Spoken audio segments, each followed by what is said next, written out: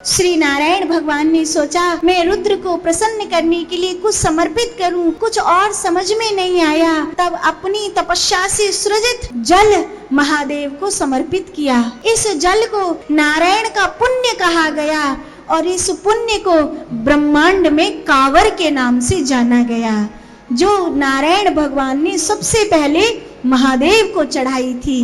इसी को कांवर कहते हैं। आज भी लोग जाते हैं, गंगा किनारे पहुंचते हैं और पवित्र नदी के किनारे, गोदावरी के किनारे, नर्मदा के किनारे जाते हैं, क्षिप्रा के किनारे भक्ति करते हैं, सत्य के स्वरूप को धारण करते हैं और फिर अपने पुण्य से उस पवित्र जल को उठाकर महादेव को समर्पित करते हैं, जिसे आज कांवर के नाम से जाना जाता है। कांवर अर्थात जैसे किसी ने सबसे पहले महादेव का वरण किया, सबसे पहले महादेव को कोई वस्तु चढ़ाई।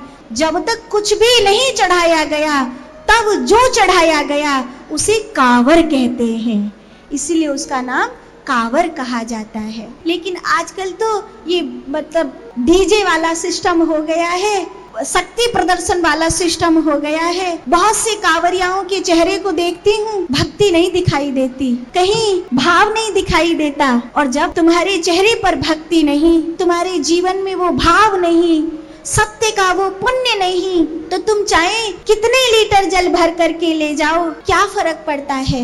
और अगर भाव से, सत्य की निष्ठा से, प्रेम के पुण्य से, महादेव को प्रथम वरण के भाव से अपने घर से भी एक लोटा जल भर के शिवलिंग पर चढ़ा देना, तुम्हारी कांवर हो जाएगी। इतनी दूर से परिश्रम करके लाते हो, भक्ति का संचय तो करो। भाव नहीं जीवन में तो क्या ही मिलेगा।